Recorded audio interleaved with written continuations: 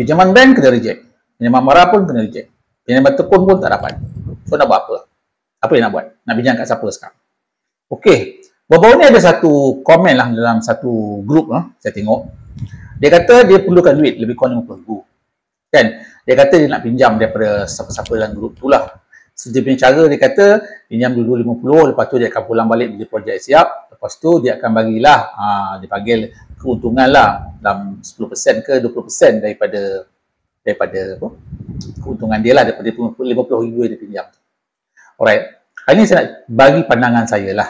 Bagaimana untuk memudahkan sekiranya anda perlu nak buat pinjaman kepada individu, macam mana satu kaedah yang untuk memudahkan. Ini pandangan saya lah. Right. Anda perlu ada syarikat sediaan berhad. Okay? Sebab kalau kita sebagai kontraktor nak pinjam duit sahaja pada seseorang, maka itu boleh diklasifikasikan kepada orang yang nak memberi pinjaman tu sebagai satu pinjaman yang berisiko tinggi. Sebab unless kita ada cagaran nak bagi kepada dia, maka pinjaman tersebut adalah berisiko tinggi kepada dia. Tetapi kalau kita ada syarikat sediaan berhad, apa yang kita boleh offer pada dia? Okey? Yang paling pentinglah bagi saya kan, bila kita ada syarikat sediaan berhad, kita boleh offer dia share dalam syarikat kita. Contohnya, syarikat kita paid up RM50,000 dan kita perlu RM50,000. Kita boleh cakap kat dia, okey, sekiranya anda bagi saya RM50,000 tu saya akan masukkan sebagai modal dalam syarikat saya. Okey? Modal ni ada dua jenis. Satu dipanggil loan stock atau satu lagi dipanggil ordinary share. Ordinary share tu maknanya RM50,000 tu akan terus dikonvert sebagai saham dalam syarikat tu. Syarikat tu akan jadi RM100,000 paid up.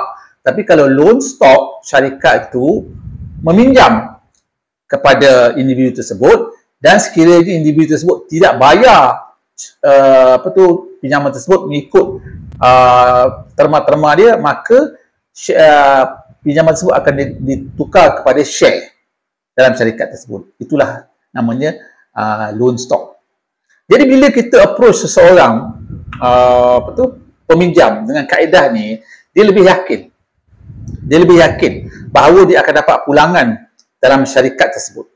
Maknanya mungkin dia tak perlukan jaminan apa-apa lagi kat tanah ke apa ke untuk pinjaman tersebut, sebab dia tahu syarikat tu telah menjaminkan wang tersebut sama ada menjadi sebahagian daripada pemegang saham, ataupun kalau dia tak boleh bayar, dia akan jadi eventually sebagai pemegang saham dalam syarikat tersebut, dan dia akan menjadi sebahagian dari syarikat tersebut.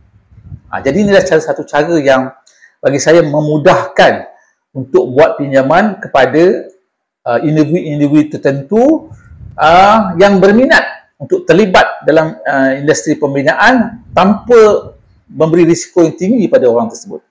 Okey? Inilah satu tip yang saya bagi hari ini. So, mudah-mudahan anda dapat manfaat. Okey, sekiranya anda perlukan lebih banyak idea atau bimbingan daripada saya, bolehlah DM saya. Assalamualaikum warahmatullahi wabarakatuh. Bye-bye.